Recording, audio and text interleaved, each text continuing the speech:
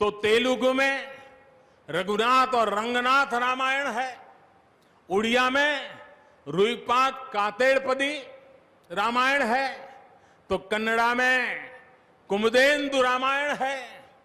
आप कश्मीर जाएंगे तो आपको रामावतार चरित मिलेगा, मलयालम में रामचरितम मिलेगी, बांग्ला में कृतिवास रामायण है, तो गुरु गोविंद सिंह जी ने तो खुद गोविंद रामायण लिखी है।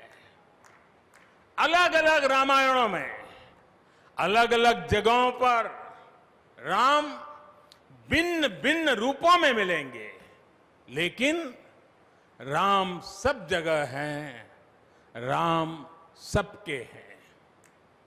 इसलिए राम भारत की अनेकता में एक तरह के सूत्र है। साथियों, दुनिया में कितने ही देश राम के नाम का वंदन करते हैं, वहां के नागरिक खुद को श्री राम से जुड़ा हुआ मानते हैं। विश्व की सर्वाधिक मुस्लिम जनसंख्या जिस देश में है वो है इंडोनेशिया। वहां हमारे देश की तरह काकाविन रामायण, स्वर्णदीप रामायण, योगेश्वर रामायण जैसी कई अनूठी रामायण है। राम आज भी वहां पूजनीय है। कंबोडिया में रमकेर रामायण है, लाओ में फ्रालाब रामायण है, मलेशिया में हिकायत शेरी राम, तो थाईलैंड में रामाकेन है। आपको ईरान और चीन में भी राम के प्रसंग तथा राम कथाओं का विवरण मिलेगा। श्रीलंका में रामायण की कथा जानकी हरण के नाम सुनाई जाती है, और नेपाल का तो राम से आत्मीय संबंध माता जानकी से जुड़ा है। ऐसे ही दुनिया के और न जाने कितने देश हैं, कितने छोर हैं, जहां की आस्था में या अतीत में राम किसी न किसी रूप में रचे बसे हैं। आज भी भारत के बाहर दर्जनों ऐसे देश हैं जहां वहां की भाषा में राम कथा आज भी प्रचलित है। मुझे विश्वास है कि आज इन देशों में भी करोड़ों लोगों को राम मंदिर के निर्माण का काम शुरू होने से बहुत सुखद अनुभूति हो रही होगी। आखिरकार राम सबके हैं, राम सब में है।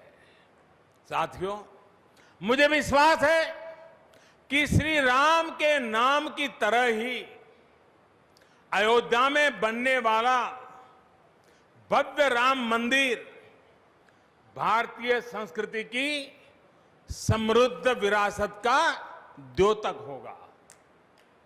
मुझे विश्वास है कि यहां निर्मित होने वाला राम मंदिर अनंत काल तक पूरी मानवता को प्रेरणा देगा। इसलिए हमें यह भी सुनिश्चित करना है कि भगवान श्री राम का संदेश, राम मंदिर का संदेश, हमारी हजारों सालों की परंपरा का संदेश कैसे पूरे विश्व तक निरंतर पहुंचे, कैसे हमारे ज्ञान, हमारी जीवन दृष्टि से विश्व परिचित हो, ये हमारी वर्तमान और हमारी भावी पीढ़ियों की विशेष जिम्मेदारी है। इसी को समझते हुए आज देश में भगवान राम के चरण जहां जहां पड़े वहां राम सर्किट का निर्माण किया जा रहा है। अयोध्या तो भगवान राम की अपनी नगरी है। अयोध्या की महिमा तो खुद प्रभु श्री राम ने कही है। जन्मभूमि मम पुरी सुहावनी। यहां राम कह रहे हैं, मेरी जन्मभूमि अयोध्या अलौकिक शोभा की नगरी है। मुझे खुशी की आज प्रभु राम की जन्मभूमि की भव्यता, दिव्यता बढ़ाने के लिए कई ऐतिहासिक काम हो रहे हैं। साथियों, हमारे यहां शास्त्रों में कहा गया है, न राम सदस्यो राजा पृथ्व्याम नीतिवान अभूत। यानी कि पूरी पृथ्वी पर श्री राम के जैसा नीतिवान शासक कभी हुआ ही नहीं। श्री राम की शिक्षा है, नहीं दरिद्र को दुखी न दीना। कोई भी दुखी न हो, गरीब न हो। श्री राम का सामाजिक संदेश है, पहुष्ट नर नारी कह समाज उत्सव शोभित। नर नारी सभी समान रूप से सुखी हो, भेदभाव नहीं। श्री राम का निर्देश है, कच्चित ते दयती है सर्वे है कृषि गोरक्ष जीविना। किसान, पशुपालक सभी हमेशा खुश रहे। श्री राम का आदेश है, कश्चित वृद्धांच बालांच वैद्यान मुखान राघव त्रिभिः ऐते बुभूष से। बुजुर्गों की, बच्चों की, चिकित्सकों की सदैव रक्षा होनी चाहिए। ये कोरोना ने हमको बराबर सिखा दिया है। श्री राम का आह्वान है, जो सभित आवास सरनाई रखी हूं ताही प्राण की नाई। जो शरण में आए उसकी रक्षा करना सभी का कर्तव्य है। श्री राम जी का ही ये संदेश है। श्री राम जी का भी कमिटमेंट है, जननी जन्मभूमिश्च स्वर्गादपि गरीयसी। अपनी मातृभूमि स्वर्ग से भी बढ़कर होती है। और भाइयों बहनों, ये भी श्री राम की नीति है। और वो क्या है? भय बिनु होई न प्रीति। इसलिए हमारा देश जितना ताकतवर होगा, उतनी ही प्रीति और शांति भी बनी रहेगी। राम की यही नीति, राम की यही रीति सदियों से भारत का मार्गदर्शन करती रही है। राष्ट्रपिता महात्मा गांधी ने इन्हीं सूत्रों, इन्हीं मंत्रों के आलोक में राम राज्य का सपना देखा था। राम का जीवन, उनका चरित्र ही गांधी जी के राम राज्य का रास्ता है। साथियों, स्वयं प्रभु श्री राम ने कहा है, देश काल अवसर अनुआहारी, बोले वचन विनित विचारी। अर्थात राम समय, स्थान और परिस्थितियों के हिसाब से बोलते हैं, सोचते हैं, करते भी है। राम हमें समय के साथ बढ़ना सिखाते हैं, समय के साथ चलना सिखाते हैं। राम परिवर्तन के पक्षगर है, राम आधुनिकता के पक्षगर है। उनकी इन्हीं प्रेरणाओं के साथ, श्री राम के आदर्शों के साथ भारत आज आगे बढ़ रहा है। साथियों, प्रभु श्री राम ने हमें कर्तव्य पालन की सीख दी है। अपने कर्तव्यों को कैसे निभाएं, इसकी सीख दी है। उन्होंने हमें विरोध से निकलकर बोध और शोध का मार्ग दिखाया है। हमें आपसी प्रेम और भाईचारे के जोड़ से राम मंदिर की इन शिलाओं को जोड़ना है।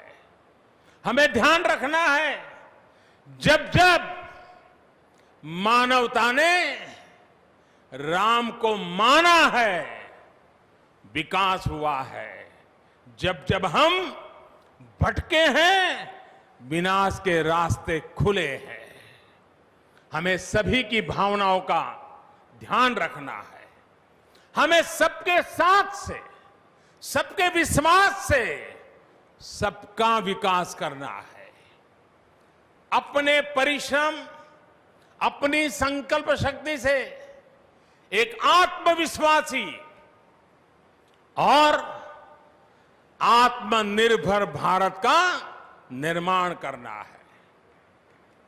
साथियों, तमिल रामायण में श्री राम कहते हैं, कालम तान इंड इनुम इरितु पोलाम।